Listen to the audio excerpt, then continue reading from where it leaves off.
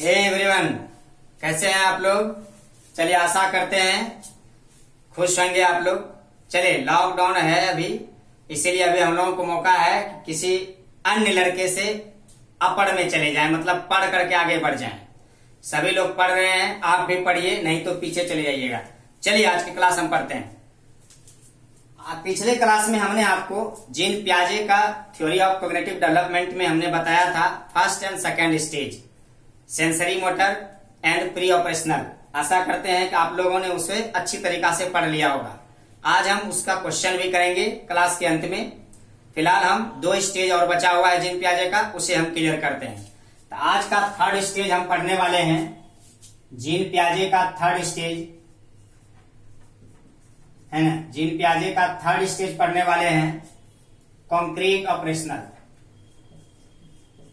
Concrete operational, देखिए concrete operational, और चतुर्थ है उसका, चौथा फोर्थ स्टेज है फॉर्मल, है ना, फॉर्मल ऑपरेशनल। ये स्टेज है, क्लियर है। फॉर्मल ऑपरेशनल और कंक्रीट ऑपरेशनल। तो हमने कंक्रीट की चर्चा किया था जब मैं आपको बता रहा था एब्स्ट्रैक्ट थिंकिंग, नहीं तो उसमें हमने चर्चा किया था कि कंक्रीट क्या होता है, जिसे आप देखते हैं, जिसे आप पहचान लेते हैं, कंक्रीट है।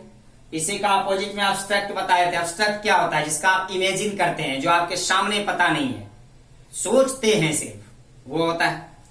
तो इसमें वही चीज है। कंक्रीट ऑपरेशनल में जीन पियाजे ने जो स्टेज दिए हैं, तीसरा स्टेज, इसमें 7 से 11 साल के बच्चे शामिल होते हैं, और फॉर्मल में 11 साल से एवं 11 साल से एवं वाले बच्चे इसमें शामिल हो जाते हैं फॉर्मल ऑपरेशनल में, और 7 से 11 वाला कंक्रीट ऑपरेशनल में आता है।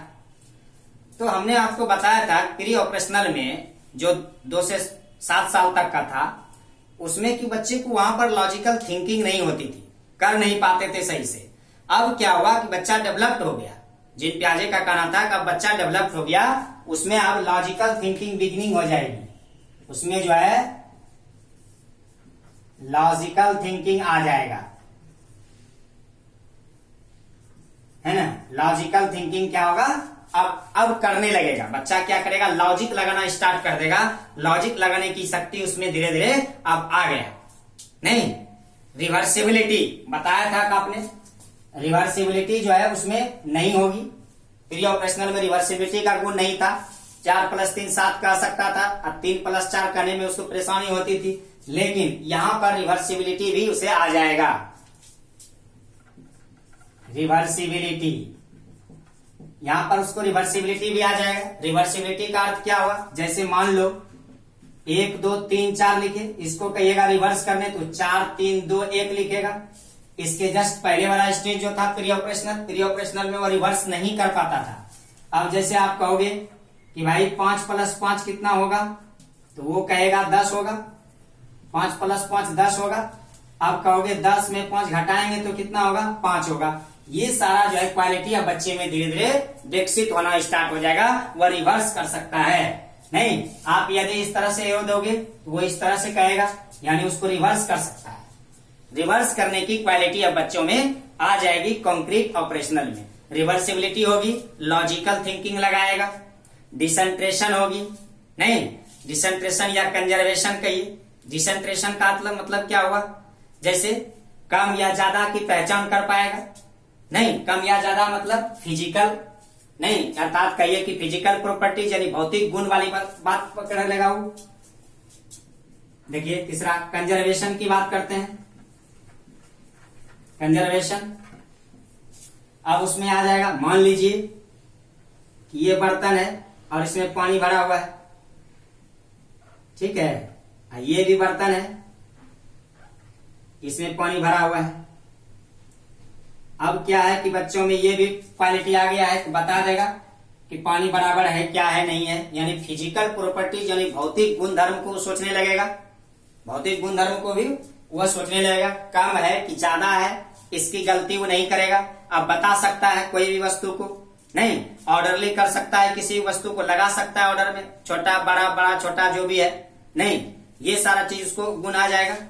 नहीं, इस तरह से रिकॉग्नाइज कर पाएगा असेंडिंग एंड डिसेंडिंग ऑर्डर का, नहीं, ये तीसरा नंबर हुआ।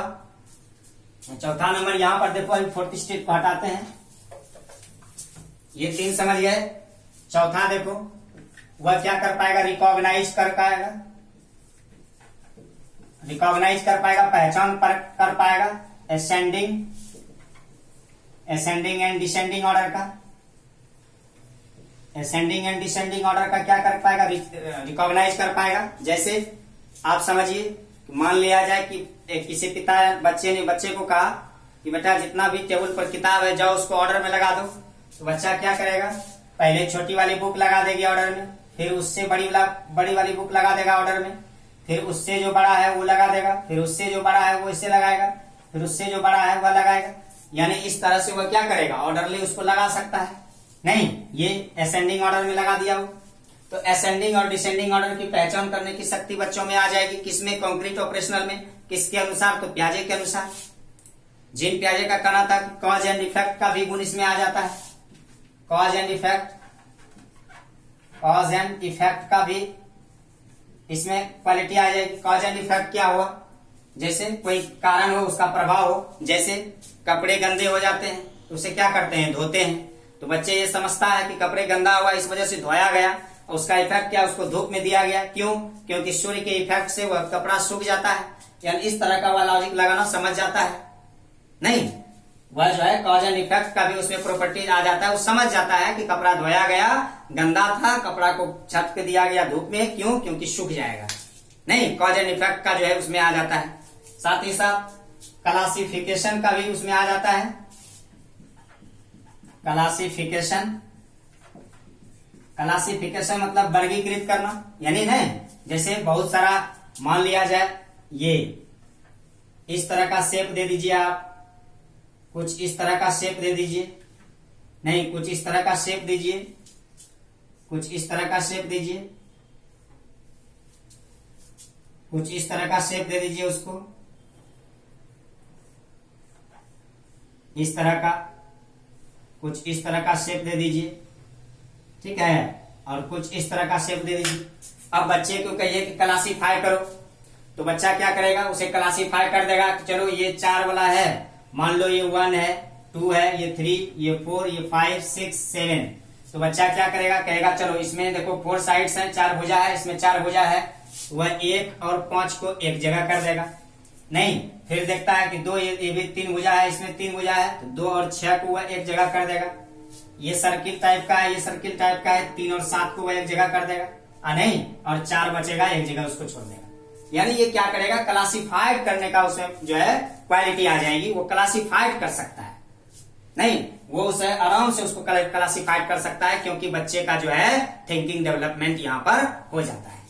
क्लियर है, समझ रहे हैं ना, बच्चे जो है उसे कर सकते हैं, उसके प्रॉपर्टीज को देख करके, उसके क्वालिटी को देखकर, उसके शेप को देख करके पता लगा सकता है कि ये कौन कब कहाँ कैसे क्लासिफाइड होगा। इस तरह से वो क्लासिफाइड कर सकता है, समझे।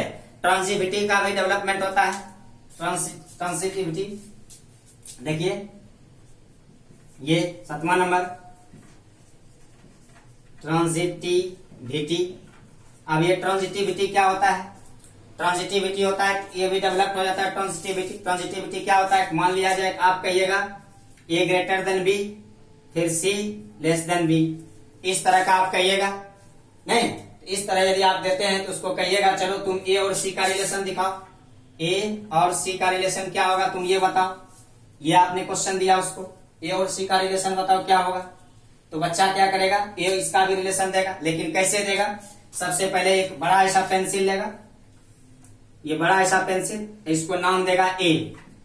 क्लियर है, ये बड़ा ऐसा पेंसिल लेगा, इसको नाम देगा A। क्यों, A बड़ा है भाई किससे, B से। अब क्या करेगा, यहां पर एक पेंसिल लेगा, B नाम देगा, नहीं B के बारे में तुलना करेगा। अब देखिए C है, मान लिया जाए C है, अब क्या करेगा कि ये C और B का मिलाना है, अब इसको ढक देगा। अब C और B का देखेगा तो B बड़ा है C से, इसका मतलब C वाला लाइन छोटा होगा, कर दिया। अब क्या करेगा, ओवरऑल इसको कंपेरिजन करेगा, ए और सी में, तो ए और सी में कंपेरिजन करेगा, ये बी वाले को क्या करेगा, ढक देगा। बी वाले को ढकेगा, देख रहा है कि ए बड़ा है सी से, तब वह रिजल्ट देगा यहाँ पर ए ग्रेटर देन सी। समझे? यानी कि यह भी ज्ञान उसे हो जाता है, ट्रांसिटिविटी का भी जो है उसे क्वालिटी आ जाती है। तो ये था आपका कंक्रीट ऑपरेशनल, समझ गए।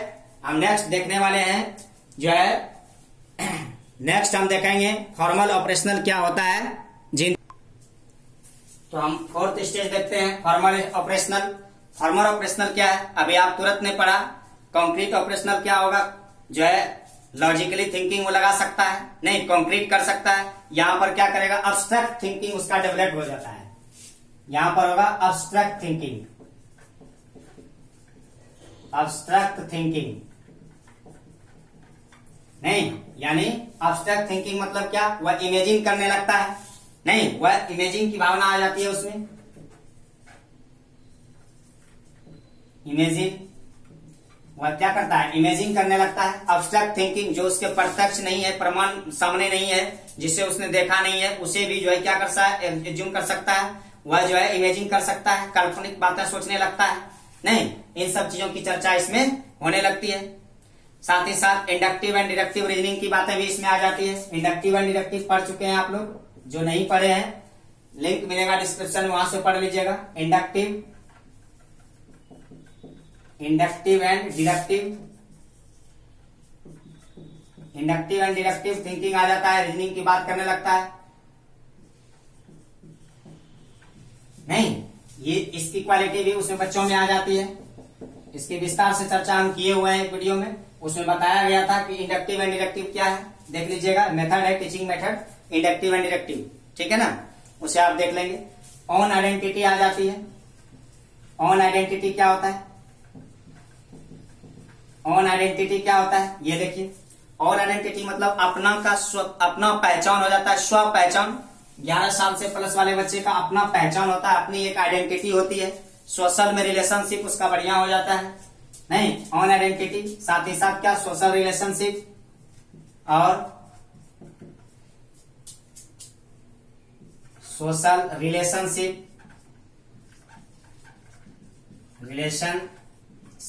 नहीं, ऑन आइडेंटिटी होगा, सोशल रिलेशनशिप होगा। मतलब क्या, समाज में भी क्या होता है, इसका जो है रिलेशनशिप, एक अच्छा संबंध होने लगता है। धीरे धीरे जब बच्चे डेवलप्ड होते हैं तो उसका भाषा, वाणी, विचार आप देख रहे हैं कि सब धीरे धीरे डेवलप्ड होते चला जाता है। नहीं, जब डेवलप्ड होता है तो बच्चा क्या होता है कि बहुत आगे अपना संबंध भी अच्छा बनाता है।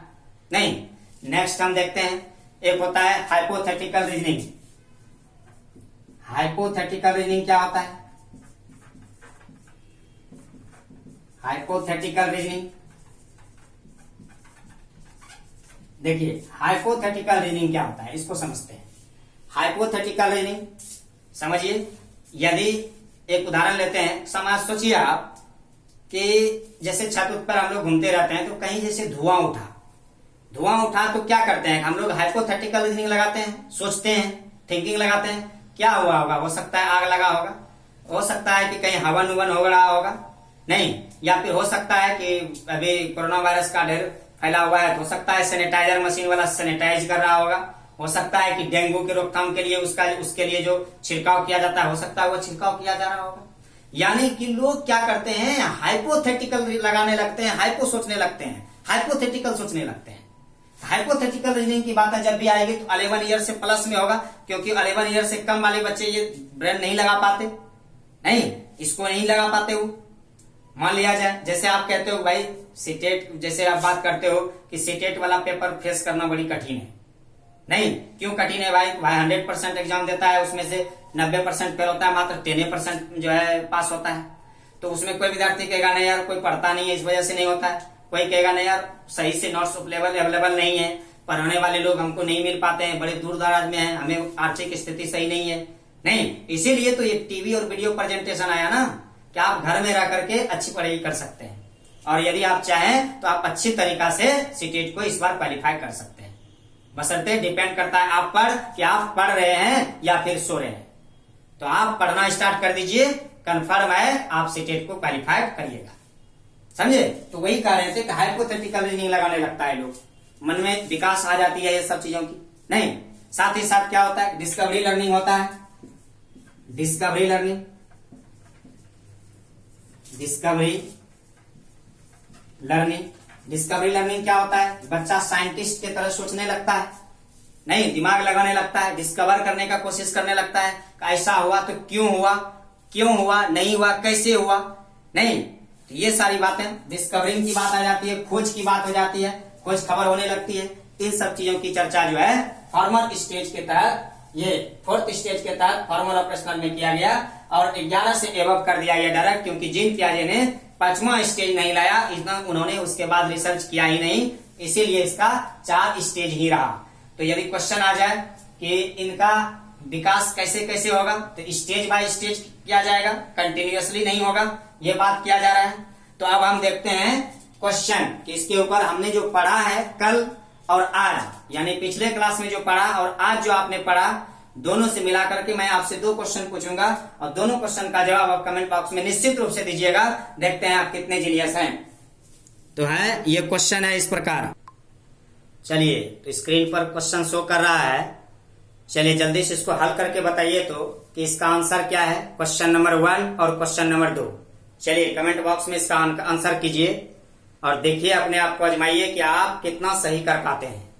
ठीक है, क्योंकि आप देख रहे हैं इसके पहले वाले क्लास में हमने 2 स्टेज की चर्चा किया था और इसके अभी वाले क्लास में भी हमने आपको 2 स्टेज का चर्चा किया है, टोटल स्टेज मिलाकर के 4 हुए, चारों स्टेज आपने पढ़ा। अब सिर्फ एक जो है इसका वर्ड पढ़ने के लिए रह गया है, क्योंकि इसके वर्ड से भी क्वेश्चन पूछा जाता है, इसकी चर्चा हम कल करेंगे। आज भर आप देखिए इसको, इस 2 क्वेश्चन का जवाब आपको देना है। देखिए पहला क्वेश्चन है which can not be derive from पियाजे theory of cognitive development. Option है sensitivity to children, readiness to learn. दूसरा ऑप्शन है ना एक्सेप्टेंस ऑफ इंडिविजुअल डिफरेंस। तीसरा है डिस्कवरी ऑफ लर्निंग। चौथा है नीड ऑफ वर्बल टीचिंग।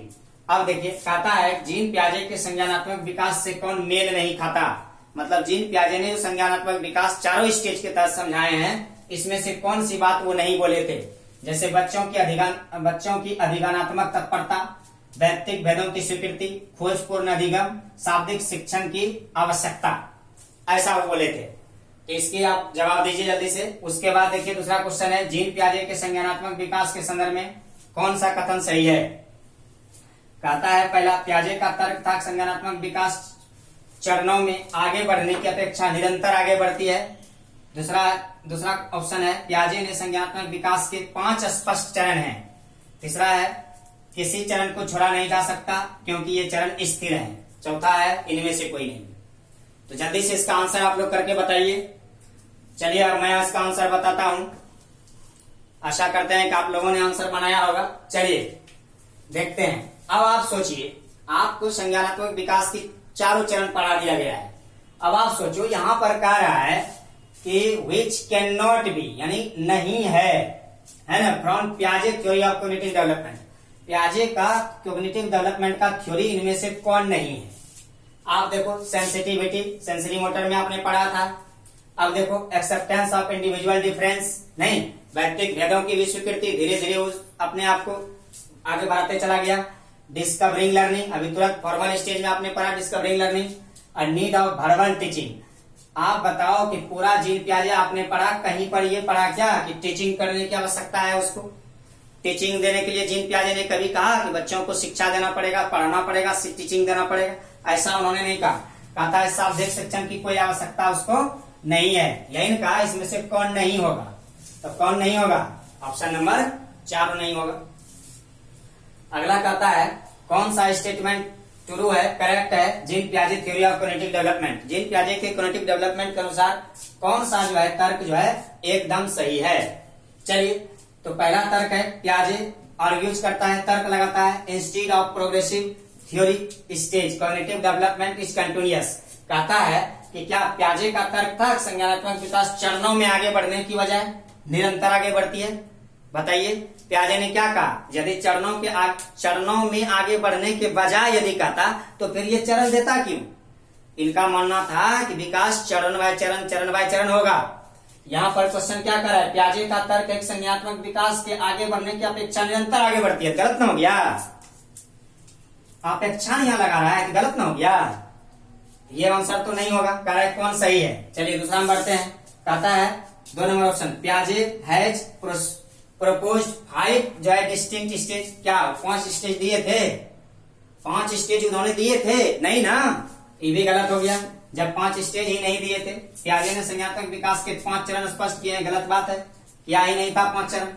अब आ जाओ, कहता है द स्टेज आर इनवेरिएंट, है ना, और अस्थिर रहने वाला, which means that no stage can be skipped, क्या करा है, किसी चरण को छोड़ा नहीं जा सकता क्योंकि ये चरण स्थिर है, सही बात है।